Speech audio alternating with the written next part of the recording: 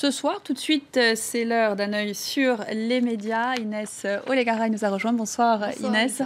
Le jury a donc tranché, on en parlait dans le journal, Dzhokhar Tsarnaev est condamné à la peine de mort pour les attentats de Boston de 2013. Comment réagit la toile? Voilà, alors c'est vrai que l'information est tombée il y a moins d'une heure, mais bien sûr, ça fait déjà la une de beaucoup de sites d'information, notamment aux États-Unis. On se dirige tout de suite vers la une du Boston Globe, qui, elle, pour la peine capitale, a choisi d'afficher en lettres capitales Sentence to Death, donc condamné à mort. La une de cette information fait la une, bien évidemment, aussi du New York Times.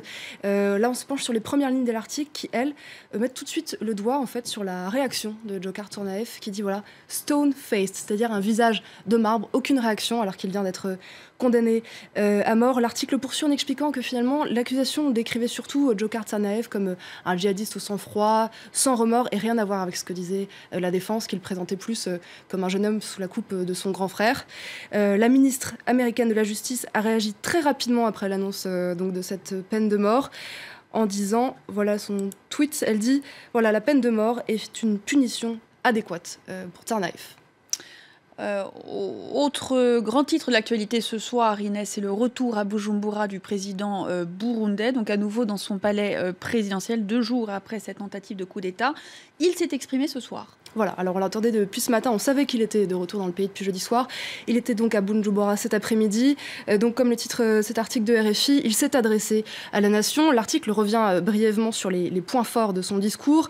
Le président qui a donc d'abord remercié les forces de sécurité pour leur efficacité à stopper le putsch. Et puis il a ensuite mis en relation les putschistes avec les membres de l'opposition qui manifestent depuis plusieurs semaines.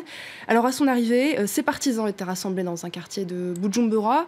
On les voit sur cette photo, donc ils sont au milieu de la rue en train de danser avec des costumes, des tenues aux couleurs du drapeau du Burundi. Ça, bien sûr, c'est l'un des visages de Bujumbura aujourd'hui. L'autre visage de la capitale du Burundi aujourd'hui, c'est plutôt celui-là, comme titre cet article de Libération, les manifestations qui reprennent au Burundi, les barricades qui font de nouveau leur apparition au milieu de la rue, et puis donc ces manifestants qui refusent toujours la candidature de Pierre Nkurunziza pour un 3e mandat présidentiel. Ils ne sont pas les seuls à refuser cette candidature. Il y a une lettre qui a été publiée aujourd'hui par 4 anciens chefs d'État du Burundi.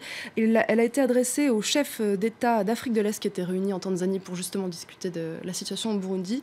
Et ces 4 anciens présidents sont d'accord pour dire que la candidature du président est inconstitutionnelle et n'est pas conforme aux accords d'Arusha.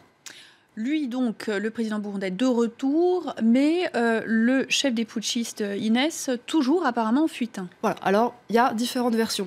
D'après cet article du Figaro, par exemple, on dit que le chef des putschistes est toujours en cavale. Il serait en fait caché dans un quartier sud de la capitale.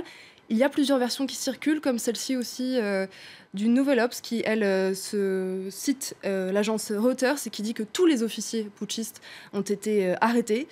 Alors la question qui se pose maintenant dans les médias, comme ici sur cet article qui a été repris sur le site de Courrier International, c'est un article qui vient d'un journal guinéen et qui se demande finalement qu'est-ce qui va se passer maintenant. Le putsch avorté et maintenant, l'auteur, lui, pose la question...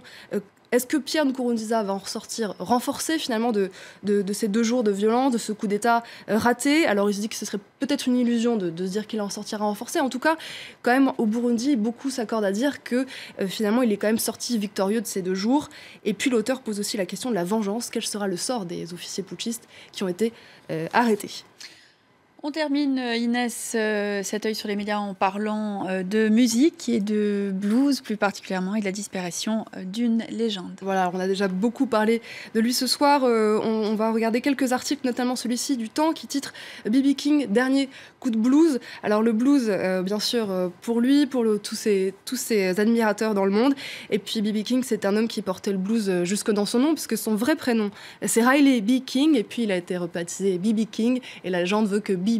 veuille en fait dire Blues Boy. Alors les médias sont revenus aussi largement sur ses origines assez modestes. Il travaillait dans un champ de coton avant de commencer à jouer dans les bars de Memphis. Voilà, donc cet article de Télérama qui titre que sa guitare l'avait arraché au champ de coton. Et puis les médias aussi ont bien aimé cette histoire qui revient sur l'origine de sa guitare. Lucie, en fait, il a sauvé sa guitare des flammes dans un bar qui a pris feu. Et le bar avait pris feu suite à une bagarre déclenchée pour une jeune fille qui s'appelait Lucille.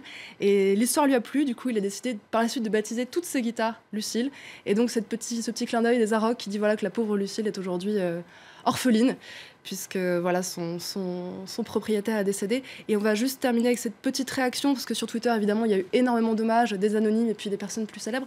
Et là, c'est Barack Obama qui lui rend hommage et qui rappelle voilà, qu'il avait reçu B.B. King à la Maison-Blanche pour un concert de blues. Il avait même chanté 2-3 notes avec lui. Et puis voilà, Obama qui a une pensée ce soir pour B.B. King, qui donnera sans doute un grand concert de jazz au paradis. Merci beaucoup Inès Olegara. Donc un œil sur les médias ce soir. Merci Georges Lédric. Tout de suite, on se retrouve pour les derniers titres de l'actualité internationale. Restez avec nous.